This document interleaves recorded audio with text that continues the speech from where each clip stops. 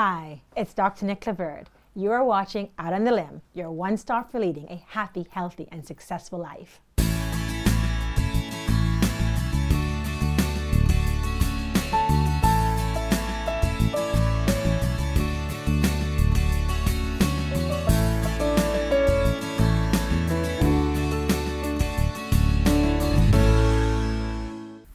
Have you ever presented a happy face to the world, but inside you were struggling? Who of us hasn't put on a mask? But that mask can eat away at our souls. My next guest is the marvelous Irma Gagnon, a comedian, writer, storyteller, and web radio host. She has been performing comedy as her salacious alter ego, Yoko Sanchez. Irma will share with us her journey to strip away her mask and claim her truth. Welcome, Irma. It's a delight to have you.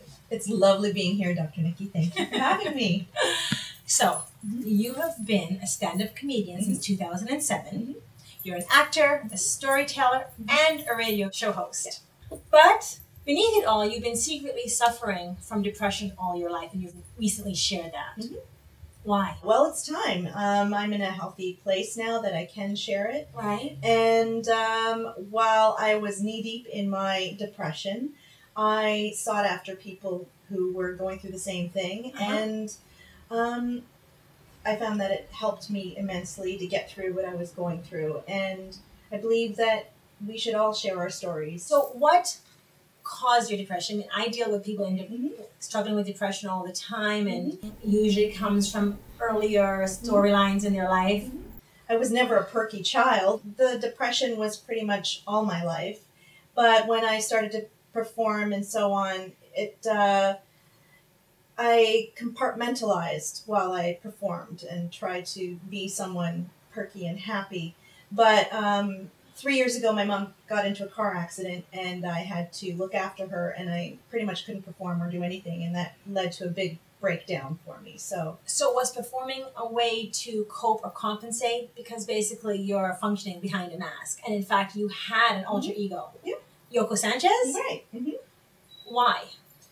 Well, I needed a break from being Irma, who was depressed and raging Armenian. I needed to be able to be perky and happy, and I was co-hosting a radio show at the time and doing stand-up comedy.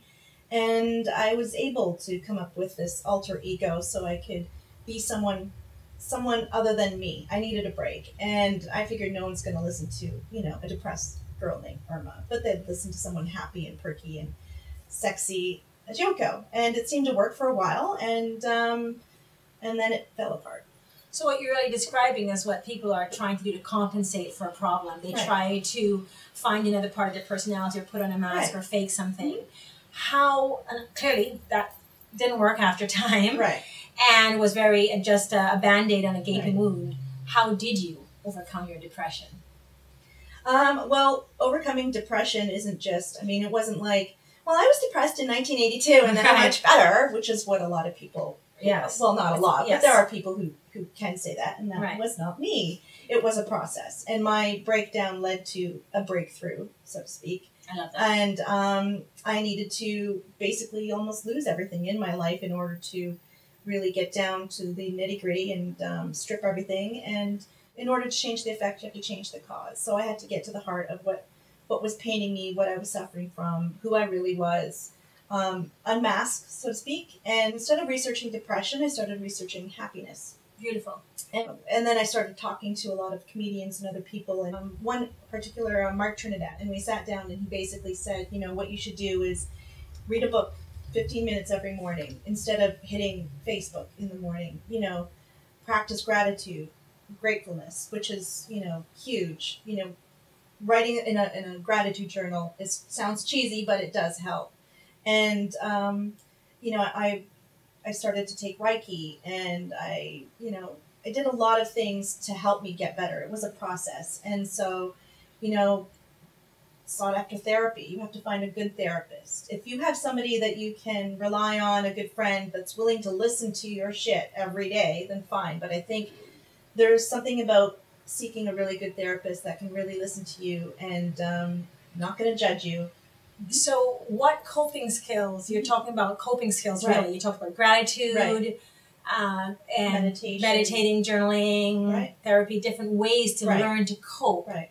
What is the most profound one that you have right now that you feel takes you through day to day so that you don't sink back? Because what happens most of life is our ability to sustain something. We can get out the gate and feel, okay, I'm better now.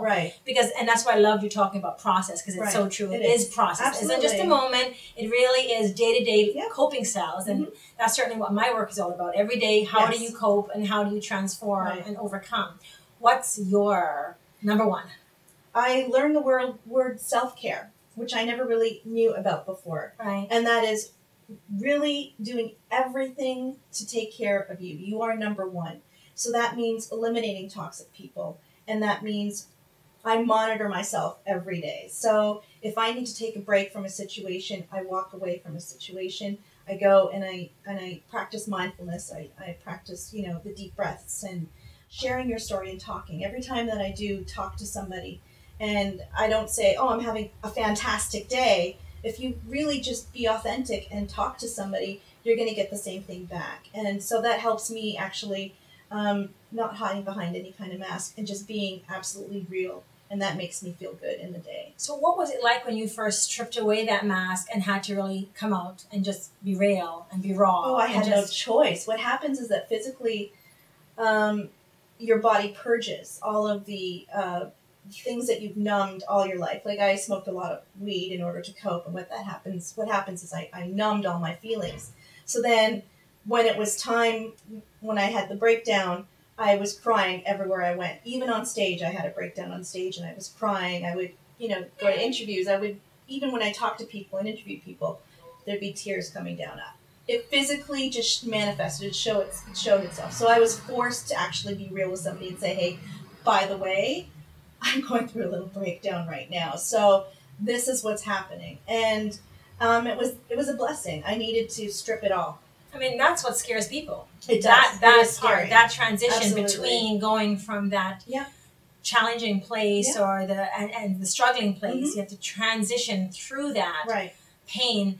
But what you're talking about is, here is the other side. Absolutely. What's your life like now? I don't believe in the spoonful of happiness down my throat, but I will say that I am pretty content, and I do feel like I'm in a happy, healthy place, which I really, when you're in depression, you feel a complete state of hopelessness. So in order to get that back feels amazing, that I actually wake up in the morning and say, don't think shit another day. I actually wake up and say, thank you, God, for this day. And how does that translate into your tangible life, into your real life, into your real world, and your successes, and what difference are you seeing as a result of just stripping away and then coming to your authenticity?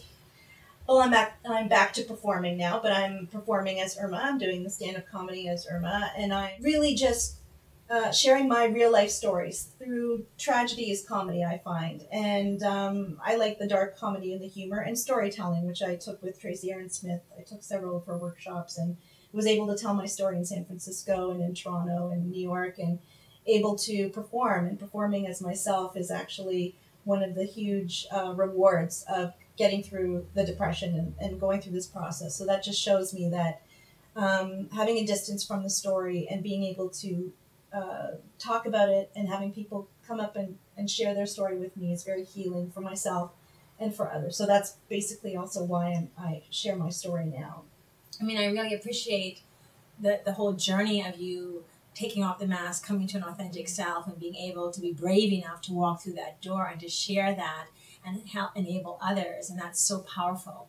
So, and also the fact that you're able to show that you can overcome and get to another side and again have great success. So congratulations. That's wonderful. You're a champion. And I just wanted to add one more thing. Sure. Also, I started volunteering in the malaise of my depression. I was volunteering at Sistering, which is a women's shelter. Right. And when you're depressed, you can't really work, you can't really do anything. So if you're in that situation right now, if you're going through that, whoever is out there, if all you've got is your time, if you can't work, if you're lying in bed, a big thing for me was going out and volunteering in some little way. Even 2 hours in the week can help you see that other people are struggling like you and just even more. And to be there for somebody else is a huge way of actually helping yourself. How do people react to you and respond to you? Because I think people are so afraid of judgments, Right. so afraid of how people are going to respond to them, that that's what keeps them. They're going to be shamed, they're going to be judged, they're going to be blamed, which is actually a lot of what causes and leads to depression in the first place. And certainly that's what I see in my work. Those are key points to what keeps a person depressed and also stops them, causes the depression and stops them from moving forward. So, Irma, one last thing. What's the takeaway? Well, as a lady of laughter, what tool or technique will you leave the viewers with that they can take forward in their life and use for any challenge, whatever it is that they're facing in their life?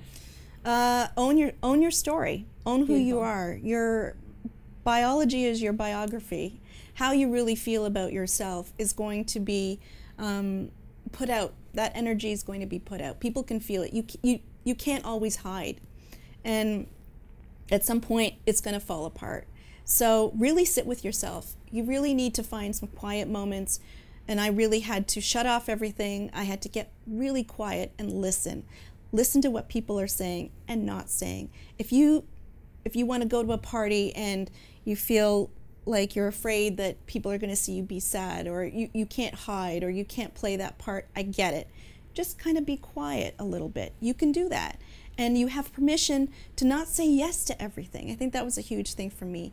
You don't have to say yes to everything. You don't have to go to everything. You don't have to be on social media and play that part. That doesn't mean you have to say that, I'm having a crappy day and put that as I get that, but really take some time and self-care, and that is, like I said, really throw yourself into reading books that are going to help you learn, and meditating and uplifting, and do your research. Forget about researching depression. Research happiness. Find that. You can do it. If I can get through it, God knows. Forget Oprah. Dr. Nikki's here, right? You're so sweet. Irma, thank you so much for being here. It's been amazing sharing your journey. I so appreciate it. Thank you for having me.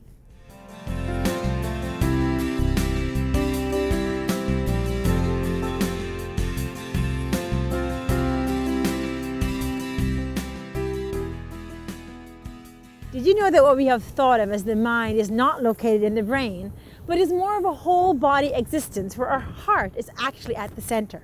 Sounds far-fetched? Well, that's not what research over the past 2 decades suggests. The heart is an information processing center that can actually learn, remember, and act independent of the brain. It can send signals to areas of the brain that regulate our perceptions and emotions. You can think of it as having a second brain in our chest, or a heart brain. It appears as if the heart sends meaningful messages to the brain that the brain understands and obeys.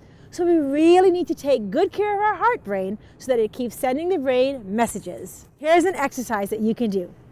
Take a deep breath where you breathe down into the point below your belly button and push your belly out like a balloon with your chest flat. Place your hand on your heart and focus your attention there by feeling the body-to-body contact. Focus on feeling the sensations of the contact. Feel the warmth from the body-to-body contact. Particularly concentrate on how you feel as you focus on the warmth. Do you feel peaceful or calm or still?